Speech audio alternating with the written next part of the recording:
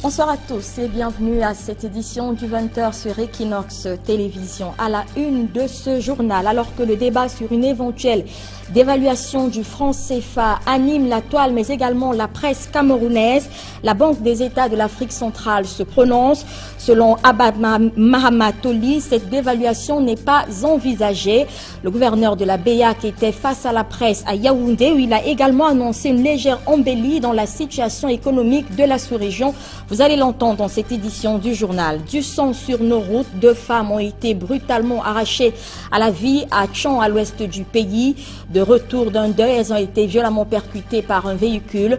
L'excès de vitesse est pointé du doigt et serait à l'origine de ce drame. Période de vacances, période de bonnes affaires pour des vacanciers transformés en commerçants de circonstances pour ces vacances. Plusieurs carrefours sur la nationale numéro 3 sont devenus de véritables pôles de commerce fructueux en cette période de vacances. Vous allez le voir dans cette édition du journal. Voilà pour le sommaire, les détails, c'est dans un instant.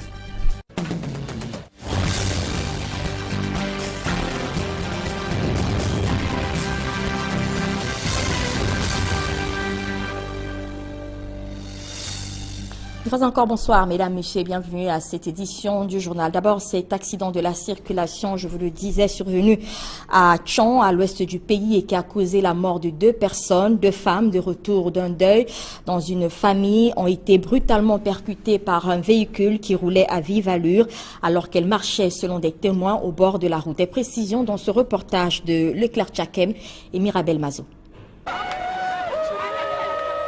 C'est une scène effroyable que viennent de vivre les populations du village Banok dans la région de l'Ouest. Ces 2 dames revenaient des obsèques d'une membre de leur association. On était au deuil ensemble. On allait enterrer leur collègue de réunion, qui est notre soeur, la femme de mon frère.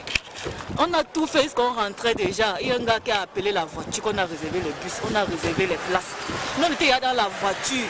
On a dit maintenant, quand les adultes sont passés avec les 2 la réunion, on les a appelés que venez compléter ici, nous on part. Faites le plan, on s'en va. Elles ont dit non, on est là depuis on a choisi les bonnes places.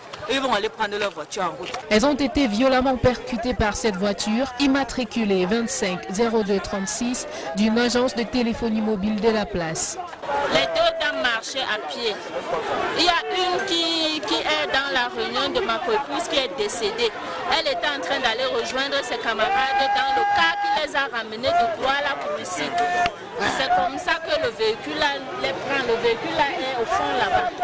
Dans ce véhicule qui les a percutés, une gourde contenant de la bière presque en fin de consommation et de nombreuses autres bouteilles de bière encore pleines.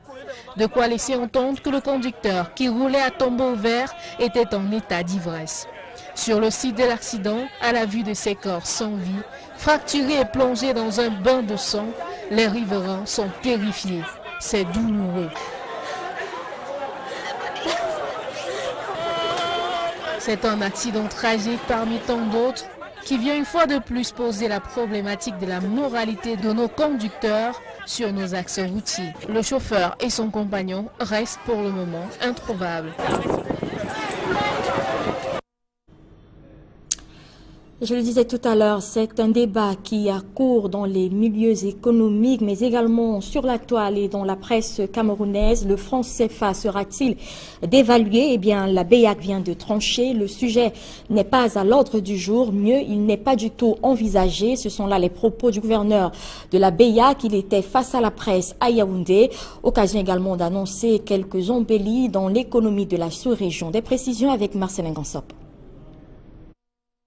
Il était temps que la BEAC sorte de son mutisme et enterre la rumeur sur la probable dévaluation du franc CFA. Face à la presse à Yaoundé, le gouverneur de cette institution a coupé court avec le débat qui s'anime dans les chaumières. La dévaluation du franc CFA n'est pas à l'ordre du jour. Au niveau des affaires économiques, nous n'avons pas constaté un effet de panique qui pourrait être perceptible à travers donc, les échanges et les mouvements justement de sortie ou d'entrée des fonds. Et ça, nous voyons que c'est une certaine presse et les réseaux sociaux qui parlent davantage de cette rumeur. Et d'ailleurs, la date qui avait été fixée s'est même dépassée. Hein. Si j'ai bien noté, c'est au mois de juin que la dévaluation devrait intervenir. Mais il n'en était rien. Je souhaitais simplement de relayer cette information de façon justement à ce qu'on parvienne tous à apaiser un peu les esprits. Pour ce qui est des perspectives macroéconomiques sous-régionales, le comité de politique monétaire de la BEAC se réjouit de la reprise progressive de la croissance, consécutive au dynamisme du secteur non pétrolier. Un secteur sur lequel il faut investir davantage pour baliser le chemin du développement et faire face aux différents chocs économiques. Je pense déjà essentiellement au secteur agricole, qui est un secteur où nous observons un certain dynamisme dans nos pays. Le secteur du bois, quelque chose qui c'est également un secteur où il y a un regain d'activité qui est constaté. Il en est de même pour tout ce qui est services de téléphonie, d'autres types de services, de tourisme. Là également, aujourd'hui, permet donc de reprendre le dessus sur le pétrole. Le pétrole, c'est une ressource qui est essentiellement limitée dans la durée, qui est périssable. Il faut bien que le pays arrive à diversifier et compter sur des sources pérennes de revenus et également des gisements de création d'emplois. À la lumière des données économiques, monétaires et financières de l'année en cours, il ressort une légère remontée de la croissance économique avec un taux de plus 0,8% en termes réels, une atténuation des tensions inflationnistes, mais également un recul du déficit du solde budgétaire, une amélioration des comptes extérieurs et une légère remontée du taux de couverture extérieure de la monnaie à 60,6%. Fort de ces analyses et après examen des différents facteurs influençant la stabilité monétaire et financière dans la CEMAC, le comité de politique monétaire de la BEAC a décidé de réduire de 10 à 7% le taux de pénalité aux banques et au trésor public et de maintenir inchangés les autres principaux taux. Et notons qu'au cours de ce point de presse, le gouverneur de la BEAC s'est également exprimé sur le débat qui a cours concernant le retrait des États de la zone franc. Abba Mahamat Todi pense que c'est un débat qui n'a pas lieu d'être et que les États gagneraient à diversifier leur investissement et les sources de revenus pour asseoir durablement leur économie. Et je vous propose d'écouter une fois encore le gouverneur de la BEAC. La campagne actuellement en cours. Il faut agir sur d'autres facteurs, il faut investir sur des dépenses d'avenir, ça c'est l'éducation. Il faut investir sur des projets, des investissements à fort potentiel, tels que les infrastructures énergétiques, les infrastructures de transport. Il faut donc investir dans l'outil de production, il faut investir dans le capital humain, il faut avoir des politiques budgétaires qui soient cohérentes, il faut lutter contre la corruption, il faut avoir un environnement des affaires sain pour attirer également d'autres investisseurs. Il faut transformer nos productions locales ici avec un minimum de valeur ajoutée, créer assez d'emplois et résorber un peu le niveau de chômage. Moi je pense que c'est vraiment tout ça qui fait la croissance. Mais dire que non, si on avait notre monnaie, on allait connaître les niveaux de croissance, ça c'est pas vrai. Et moi je pense qu'il est de notre devoir de combattre vigoureusement contre ces spéculations et ces mensonges autour du franc CFA. Ce n'est pas tabou, il n'y a absolument aucune question taboue, à la fois sur les accords monétaires avec le partenaire monétaire la France, que sur la décision des pays membres entre eux-mêmes sur l'avenir de ces monnaies. Maintenant, si plus tard les pays décideront justement de donner d'autres orientations à la gestion monétaire, ils sont souverains, ils sont libres de le faire. Tout à fait autre chose à présent. Après plusieurs jours de grogne, les insuffisants rénaux de l'hôpital général de Yaoundé bénéficient depuis hier mardi de leur séance bi-hebdomadaire de dialyse. Une reprise timide et qui pourrait être de courte durée puisque les 4500 kits disponibles jusqu'ici sont insuffisants pour satisfaire les 8 centres d'hémodialyse repartis à travers le pays, comptant également l'hôpital général de Yaoundé. Marcelin Gansop et Élisée Bamba. Bertrand Balogok fait partie des 153 dialysés de l'hôpital général de Yaoundé. Nous le retrouvons au quartier Colmesen, au lendemain de l'unique séance de dialyse dont il a eu droit ces 8 derniers jours. Après la crise de jeudi, les autorités ont essayé de faire arriver 200 kits pour assurer ne serait-ce qu'une dialyse pour tous les malades du centre de dialyse de l'hôpital général. Parce que vous savez, les malades étaient déjà à pratiquement 2 semaines sans avoir dialysé. Donc cette semaine est donc passée. La rupture des kits de dialyse a laissé des marques indélébiles. Mais Bertrand, à l'instar des autres malades, entretient l'espoir d'un retour à la normale. Avec l'arrivée de 4500 kits de dialyse, il pourra avoir droit à sa 2e séance de la semaine, prévue le jeudi 13 juillet. Sauf que les 4500 kits de dialyse ne suffisent pas à satisfaire la forte demande enregistrée dans les 8 centres d'hémodialyse du Cameroun. 4500 kits sera nécessaire pour faire 2 dialyses par semaine pour tous les malades dans tous les centres, mais c'est extrêmement insignifiant parce que le centre de dialyse de l'hôpital général, à elle seule, a 153 malades et prend en charge près de 400 dialyses par mois. Donc 200 kits est largement insignifiant. Donc il faut au minimum 300 kits pour assurer 2 dialyses par semaine à l'hôpital général. C'est dire que les dialysés de l'hôpital général de Yaoundé ne sont pas encore au bout de leur souffrance. L'OMS recommande 3 séances d'hémodialyse par semaine. Mais au Cameroun, nous n'en sommes pas encore là. Nous en sommes à 2 séances. Bon, nous essayons de nous battre, on peut dire peut-être avec les moyens des autorités. Voilà ce qu'on fait.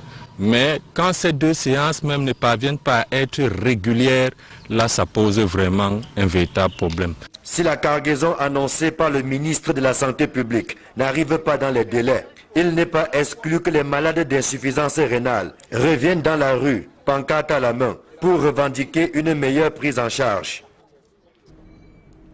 Et ajoutons à la suite de ce reportage que malgré la subvention de l'État qui a permis de ramener le coût d'une séance de dialyse à 5 000 francs CFA, la prise en charge de l'insuffisance rénale coûte au moins 350 000 francs aux malades par mois.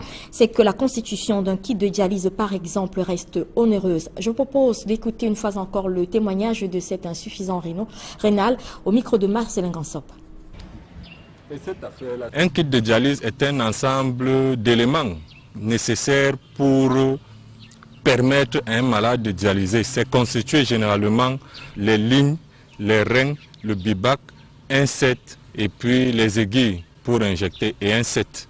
Voilà les 5 principaux éléments qui constituent un kit de dialyse. Tous les éléments sont indispensables. Par exemple, c'est l'absence de lignes. Puisque le centre avait les bibacs, les reins, les sets, mais l'absence de ligne seule a paralysé tout le service. Donc, quand un élément est absent, une dialyse ne peut pas être réalisée. Le kit doit être extrêmement cher. Je ne peux pas affirmer avec précision, mais on nous fait savoir qu'il a une valeur de 105 000 francs, le kit de dialyse. Le gouvernement subventionne ce montant de 105 000, mais le malade hémodialysé paye 5 000 francs toutes les séances de dialyse. Et puis, quand on dit 5 000 francs, il ne faut pas croire que la prise en charge de l'hémodialysé, c'est 5 000 francs. La prise en charge va au-delà de 5 000 francs.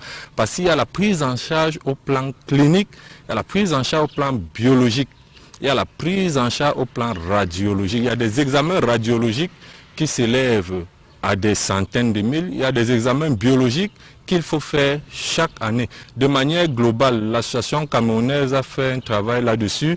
En dehors de la subvention, le malade va débourser en moyenne 375 000 chaque mois.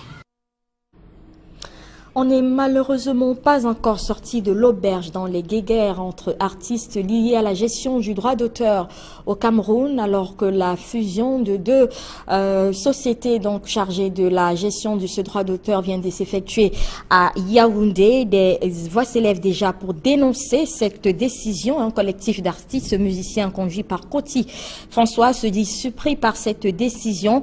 Pour ces derniers, les 2 sociétés surcitées ont été fermées et ne peuvent pas renaître à nouveau sous le prétexte d'une fusion. Ils exigent ainsi la création d'une autre société de gestion des droits d'auteur au Cameroun et demandent à l'État de prendre position. Je vous propose de suivre la réaction du porte-parole de ce collectif, Coty François, au micro de Julienne Bissaï. Nous avons été surpris, nous qui sommes ici, là, d'apprendre qu'il y a cette absorption. Moi, je suis un légaliste. Je me demande si l'État qui coordonne cette activité va accepter cette absorption, parce que je ne pense pas qu'on peut réveiller les morts pour leur demander de venir gouverner. La SOCAM et la CMC, c'est deux sociétés qui ont déjà été dissoutes. Une dissoute, je crois, au Bala, à Monatélé, l'autre, je crois, à Bengui. Aujourd'hui, si on revient encore sur ces deux entreprises de droit d'auteur pour dire qu'il y a absorption de la SOCAM par la CMC, je ne sais pas ce que l'État pense. Nous attendons la décision de l'État. Et précisons que ce collectif d'artistes musiciens était réuni ce jour à Douala, entre autres pour la préparation des obsèques de Lisati, diva du Makossa dans les années 90, décédée il y a peu. Ils sont de plus en plus nombreux, ces jeunes Camerounais diplômés qui écument les administrations depuis quelques semaines pour déposer des dossiers pour des recrutements dans la fonction publique. Qui sont ces jeunes Camerounais, mais surtout quelles sont leurs véritables motivations pour intégrer la fonction publique quand on sait qu'ils sont souvent des milliers pour une centaine de postes. Guy Zogo les a rencontrés, voici son reportage. Au cœur de la capitale Yaoundé, le centre administratif, notamment le lieu dit province, qui abrite aussi la sous-préfecture de l'arrondissement de Yaoundé 1er, voit défiler tous les jours les nombreux candidats aux concours administratifs. C'est le passage obligatoire pour le rituel de la légalisation des pièces officielles. Derrière ces démarches, les motivations des candidats affleurent. J'ai choisi la police parce que j'ai vu que c'est un métier qui me convenait. Il y a déjà trop d'injustice dans mon pays et j'aimerais rétablir l'ordre. Moi, je me dis que c'est l'opportunité qu'on a et on doit tenter notre chance. Ma motivation, c'est d'abord que j'ai envie de desservir ma patrie. La deuxième motivation, c'est aussi les conditions de vie, les conditions sociales. Parfois, il n'y a plus qu'au le travail. On se rend compte que maintenant, le seul métier qu'il y a, c'est beaucoup plus ancré dans l'armée. Les uns et les autres s'emploient donc à mieux se préparer pour affronter le concours choisi. J'étudie, j'ai les bords, j'ai les épreuves, j'étudie. Vous n'êtes pas dans un groupe de travail? Entre camarades, oui, mais pas dans un groupe de formation spécifique. J'ai des cours spéciaux que je suis en train de suivre, particulièrement personnellement à la maison et avec un groupe d'amis aussi. Et contrairement à l'idée largement répandue au Cameroun, qu'il faut toujours s'appuyer sur des soutiens, voire des godasses et des parapluies, les candidats disent compter d'abord sur Dieu, puis sur eux-mêmes. Je compte d'abord véritablement sur Dieu et sur mes propres performances aussi. Vous savez que dans l'affaire, on compte d'abord sur Dieu, d'abord. Et après, moi, je compte sur moi-même. Seulement sur moi. Je ne compte pas sur personne d'autre. C'est tout. Je n'ai personne. Je compte sur moi, mais moi, je serai la personne de ma famille. Reste que les choix des candidats pour les différents concours indiquent des préférences nettes pour certaines écoles. Il y a d'abord les NAM, oui, les NAM, toutes les filières, l'école normale et aussi le concours de la police. Bon, on peut ajouter aussi à cela l'IRIC et aussi les aides, les IDE et les facultés de médecine et polytech. Dans les centres de préparation, ils affûtent leurs armes avant le jour J. Les cours de soutien exactement jouent un très grand rôle dans la préparation au concours. Vous savez qu'un concours n'est pas un examen. Un examen, quand on a 10 de moyenne, on passe. Mais le concours, il faut être très fort. Il faut avoir 14 de moyenne, 15 de moyenne, 16 de moyenne. D'où la nécessité de suivre les cours de soutien pour être parmi les plus forts et réussir et ne pas compter sur les réseaux. D'ici quelques temps, les résultats auront fait l'écrémage et le rituel des aspirants aux grandes écoles reprendra son cours. C'est l'un des carrefours les plus célèbres sur la nationale numéro 3, l'axe lourd Douala-Yaoundé. C'est le carrefour Boum-Yébel, réputé pour ses brochettes de gésier de poulet et ses frites de plantain. Eh bien, en cette période de vacances, le carrefour devient plus bruyant et il est animé par des jeunes vacanciers transformés en commerçants pendant cette période. Ils courent derrière des voitures, écument les rues pour proposer leurs produits. Et vous verrez que cette activité les expose souvent à plusieurs dangers. Le reportage de Julingué et Joël Niemb.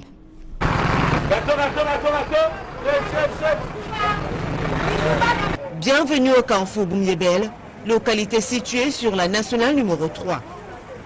Depuis quelques semaines, les rues sont envahies par les jeunes vacanciers pour la plupart. Ces derniers, devenus des commerçants ambulants saisonniers, arpentent la voie publique pour proposer des denrées alimentaires telles que des chips, des prunes, des noix de coco, mintumba, fruits, gâteaux et autres aux usagers et aux passagers. Ces jeunes, motivés par le désir de contribuer à la préparation de leur rentrée scolaire, côtoient le danger au quotidien pendant l'exercice de leur activité. C'est à base de ce commerce que nous achetons des cahiers, des livres et nous payons nos scolarités. On n'a pas le choix, mais ça ne fait pas comme ça qui va nous payer nos écoles. On peut gagner 5 000 ou 3 500 par jour. C'est pas du tout facile, on se bat vraiment très fort pour qu'on puisse en sortir. Parce que si seulement si on ne se bat pas, vous allez vous en rendre compte que parfois par jour, vous travaillez, vous ne pouvez même pas rentrer avec 1 2 000 francs. Même si le danger est permanent, cela ne les éloigne pas de leur objectif, selon leur déclaration. C'est pas facile.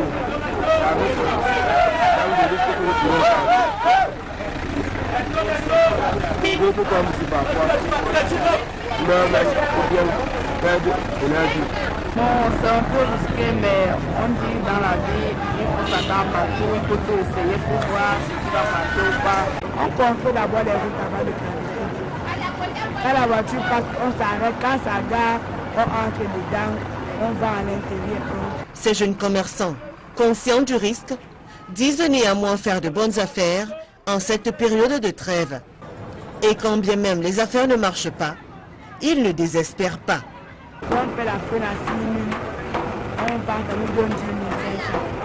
On relance encore, on paye pour revendre, pour la rentrée scolaire. Ça nous permet aussi de partir à l'école normalement.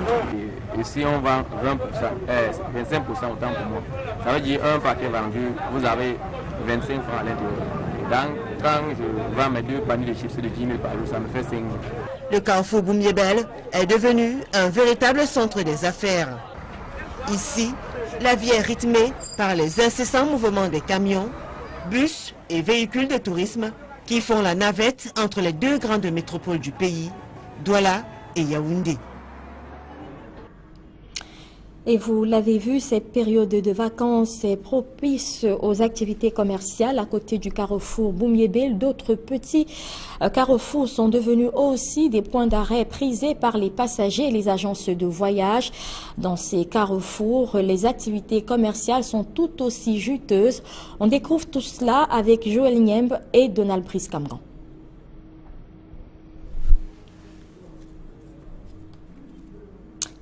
En plus nombreux au lieu du carrefour Finex. Et je vous parlais de ces petits carrefours donc sur l'axe lourd Douala-Yaoundé qui, comme à Boum-Yébel, sont pris d'assaut par des jeunes vacanciers transformés en commerçants en cette période de vacances. Dans ces carrefours où les passagers s'arrêtent désormais, les activités commerciales sont tout aussi juteuses, je le disais. Nous voyons tout cela dans ce reportage signé Joël Niemb et Donald Brice-Camgan. Ils sont de plus en plus nombreux au lieu du carrefour Finex dans la localité de Ndoupé sur la nationale numéro 3.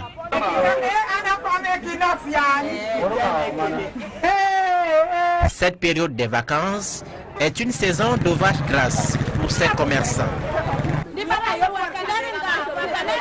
Noix de coco, fruits, tubercules, vin de palme et autres viandes de brousse, tout y passe. Il y a les bus qui s'arrêtent, les clients descendent, ils viennent me demander, je vends. Elle propose aux voyageurs de l'axe Douala-Yaoundé du plantain grillé aux prunes.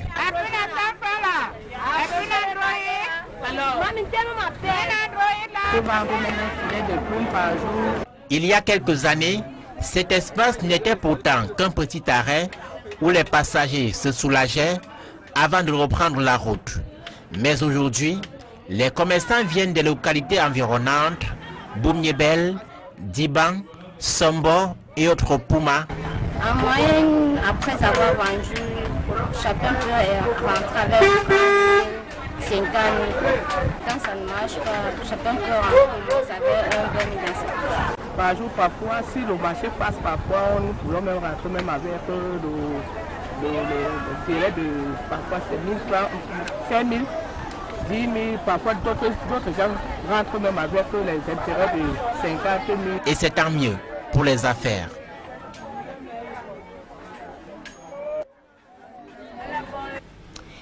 Le Cameroun dépense environ 200 millions de francs CFA par an pour l'importation des produits textiles. C'est donc pour rompre avec ces sorties régulières des devises que le gouvernement veut inverser la courbe et s'appuyer sur les entreprises locales pour relancer cette filière au Cameroun. Un contrat de partenariat public-privé vient d'être signé à cet effet à Douala. Donald Ayouzoa pour plus de détails. La signature de ce contrat, fruit du partenariat public-privé, vise à redonner vie à la filière coton textile confection, classée parmi les segments forts de l'économie camerounaise. Pour atteindre cet objectif, le gouvernement entend mettre en avant l'initiative locale. C'est des conventions qui nous paraissent importantes parce qu'elles entrent dans cette philosophie générale du chef de l'État qui est d'encourager le secteur privé, pas seulement le secteur privé étranger, mais également le secteur privé national à jouer un rôle de plus en plus important dans la promotion de la croissance économique. C'est donc pour mieux valoriser la logique de chaîne de valeur et conserver localement la valeur ajoutée produite que les pouvoirs publics se proposent de s'appuyer localement sur une entreprise verticalement intégrée et capable d'organiser les opérateurs aval de la filière en grappe de production. Nous souhaiterons d'être davantage plus concurrentiels dans les prix. Et ceci sera possible avec l'appui du gouvernement, puisque partout dans le monde où des pays travaillent dans le textile, c'est les gouvernements qui soutiennent la production textile. Sans ce soutien du gouvernement, nous ne pourrons pas facilement être concurrentiels. Sur le marché mondial et aussi sur le marché local, ce n'est pas facile. Le projet pilote de relance de la filière coton textile confection implique dans son volet créateur d'emplois une forte participation des femmes, c'est des jeunes.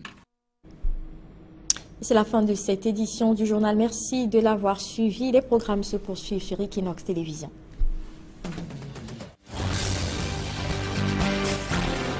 Autre qui vient une fois de plus poser la problématique de la moralité de nos conducteurs sur nos axes routiers. Le chauffeur et son compagnon restent pour le moment introuvables.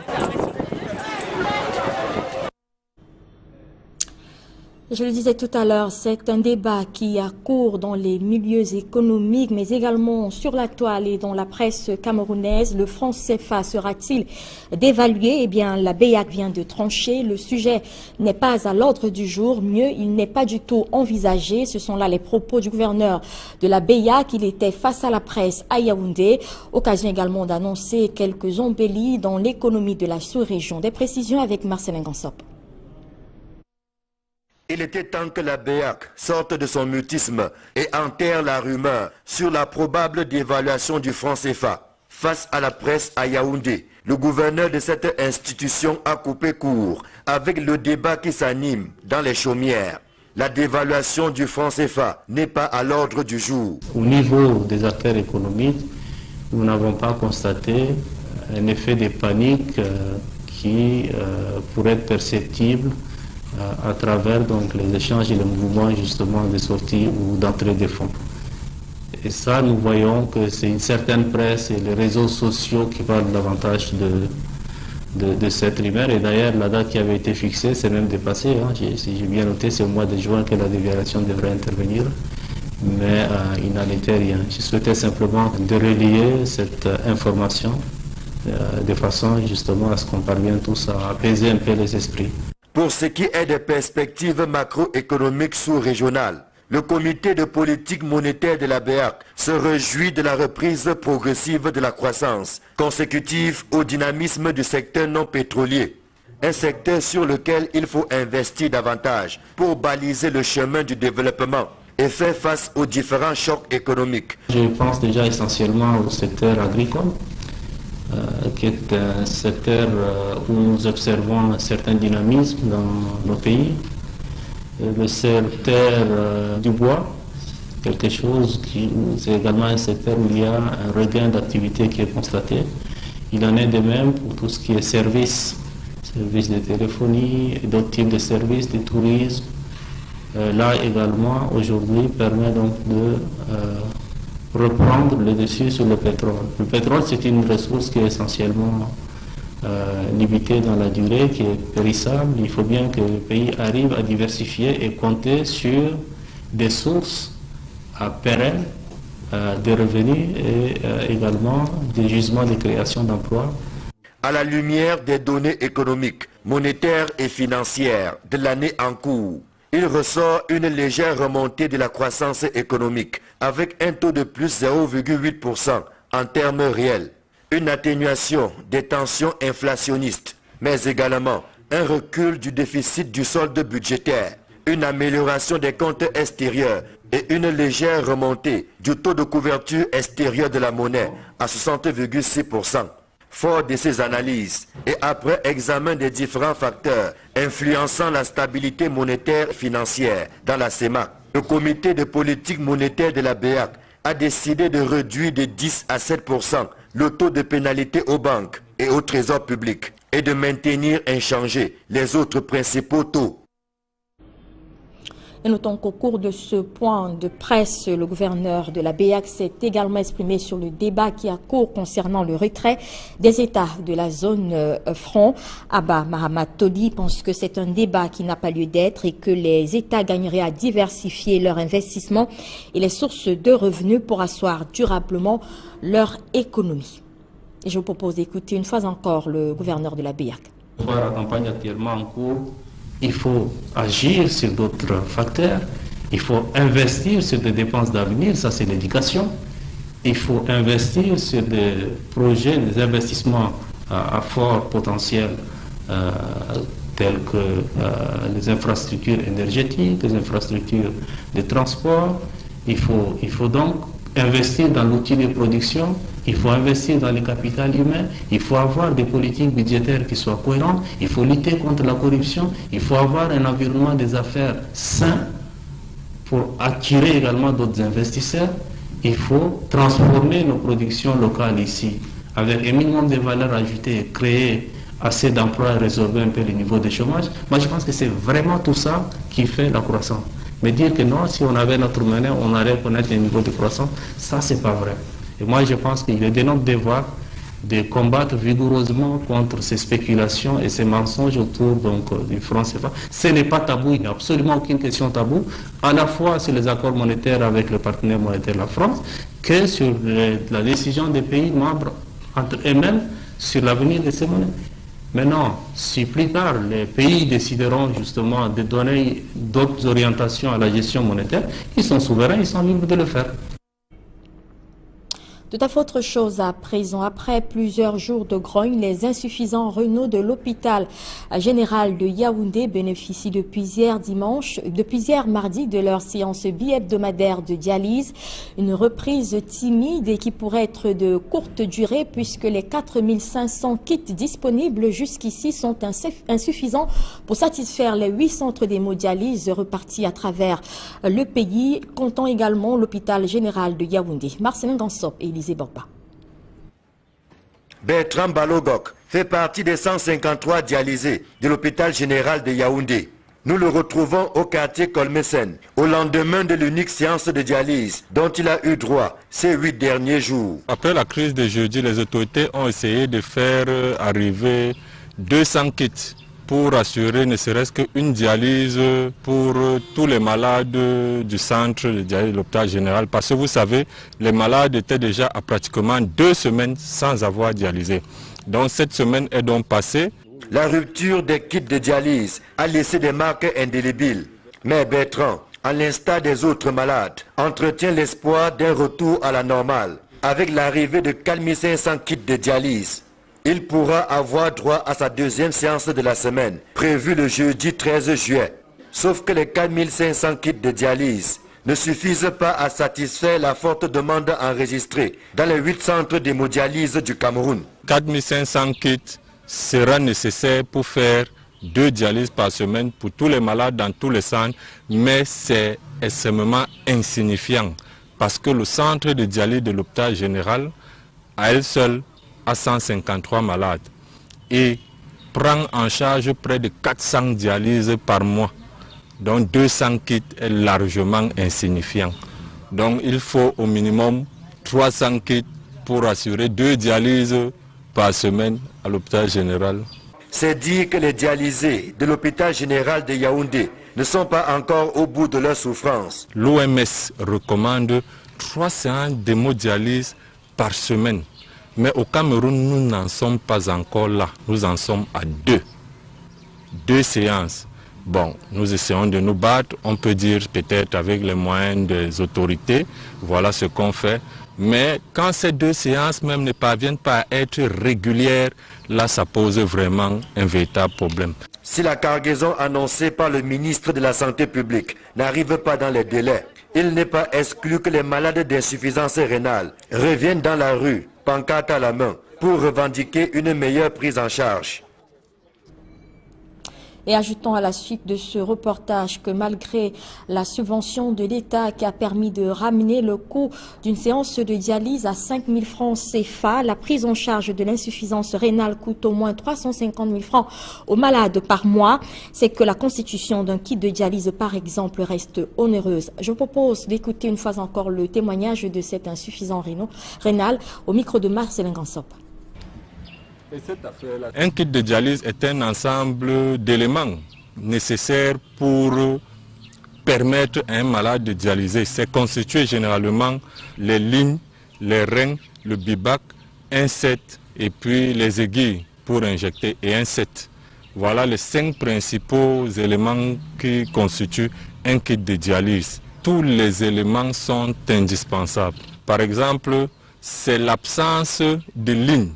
Puisque le centre avait les bibacs, les reins, les sets, mais l'absence de ligne seule a paralysé tout le service. Donc, quand un élément est absent, une dialyse ne peut pas être réalisée. Le kit doit être extrêmement cher. Je ne peux pas affirmer avec précision, mais on nous fait savoir qu'il a une valeur de 105 000 francs, le kit de dialyse.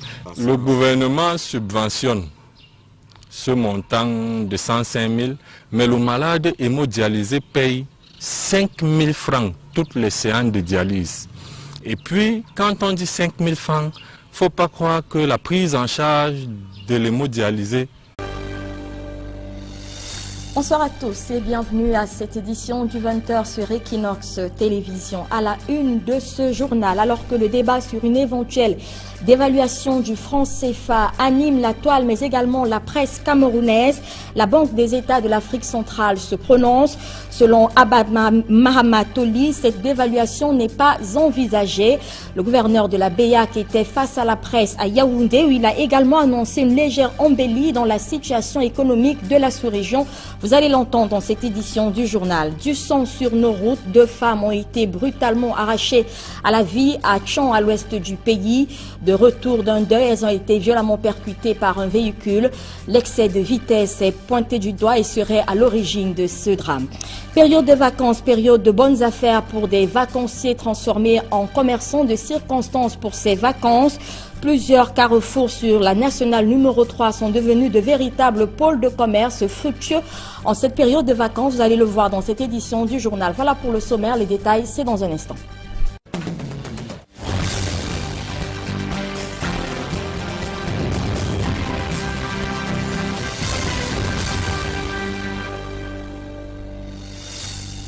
Une fois encore, bonsoir mesdames, messieurs, bienvenue à cette édition du journal. D'abord, cet accident de la circulation, je vous le disais, survenu à Tchon, à l'ouest du pays et qui a causé la mort de 2 personnes, 2 femmes de retour d'un deuil dans une famille ont été brutalement percutées par un véhicule qui roulait à vive allure alors qu'elles marchaient selon des témoins au bord de la route. Des précisions dans ce reportage de Leclerc Tchakem et Mirabel Mazo. C'est une scène effroyable que viennent de vivre les populations du village Banok dans la région de l'Ouest. Ces deux dames revenaient des obsèques d'une membre de leur association. Ici, on était au deuil ensemble. On allait enterrer leur collègue de réunion, qui est notre soeur, la femme de mon frère. On a tout fait ce qu'on rentrait déjà. Il y a un gars qui a appelé la voiture, qu'on a réservé le bus, on a réservé les places. Nous, on était dans la voiture. On a dit maintenant, quand les a dit de passer avec les deux la réunion, on les a appelés que venez compléter ici, nous on part. Faites le plan, on s'en va. Elles ont dit non, on est là depuis on a choisi les bonnes places. Et ils vont aller prendre leur voiture en route. Elles ont été violemment percutées par cette voiture immatriculée 25 02 36 d'une agence de téléphonie mobile de la place. Les deux dames marchaient à pied. Il y a une qui est dans la réunion de ma coépouse qui est décédée. Elle était en train d'aller rejoindre ses camarades dans le car qui les a ramenés de Douala pour ici.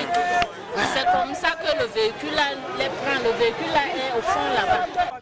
Dans ce véhicule qui les a percutés, une gourde contenant de la bière presque en fin de consommation et de nombreuses autres bouteilles de bière encore pleines. De quoi laisser entendre que le conducteur qui roulait à tombeau ouvert était en état d'ivresse. Sur le site de l'accident, à la vue de ces corps sans vie, fracturés et plongés dans un bain de sang, les riverains sont terrifiés. C'est douloureux. C'est un accident tragique parmi tant d'autres. C'est 5 000 francs. La prise en charge va au-delà de 5 000 francs.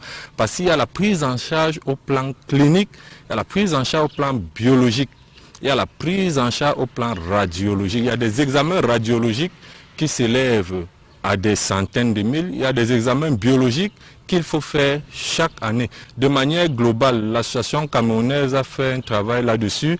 En dehors de la subvention, le malade va débourser en moyenne 375 000 chaque mois.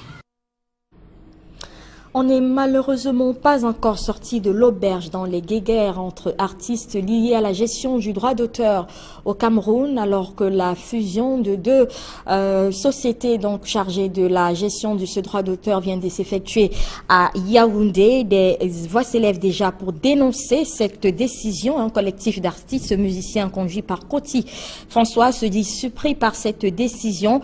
Pour ces derniers, les deux sociétés surcitées ont été fermées et ne peuvent pas renaître à nouveau sous le prétexte d'une fusion.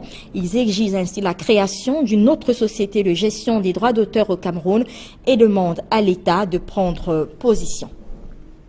Je vous propose de suivre la réaction du porte-parole de ce collectif, Koti François, au micro de Julienne Bissaï. Nous avons été surpris, nous qui sommes ici là, d'apprendre qu'il y a cette absorption. Moi, je suis un légaliste. Je me demande si l'État qui coordonne cette activité va accepter cette absorption, parce que je ne pense pas qu'on peut réveiller les morts pour leur demander de venir gouverner. La SOCAM et la CMC, c'est deux sociétés qui ont déjà été dissoutes. Une dissoute, je crois, au Bala, à Monatélé, l'autre, je crois, à Bengui. Aujourd'hui, si on revient encore sur ces deux entreprises de droit d'auteur pour dire qu'il y a absorption de la SOCAM par la CMC, je ne sais pas ce que l'État pense. Nous attendons la décision de l'État. Et précisons que ce collectif d'artistes musiciens était réuni ce jour à Douala, entre autres pour la préparation des obsèques de Lisati, diva du Makossa dans les années 90, décédée il y a peu. Ils sont de plus en plus nombreux, ces jeunes Camerounais diplômés qui écument les administrations depuis quelques semaines pour déposer des dossiers pour des recrutements dans la fonction publique. Qui sont ces jeunes Camerounais, mais surtout quelles sont leurs véritables motivations pour intégrer la fonction publique quand on sait qu'ils sont souvent des milliers pour une centaine de postes. Guy Zogo les a rencontrés, voici son reportage. Au cœur de la capitale Yaoundé, le centre administratif, notamment le lieu dit province, qui abrite aussi la sous-préfecture de l'arrondissement de Yaoundé 1er, voit défiler tous les jours les nombreux candidats aux concours administratifs. C'est le passage obligé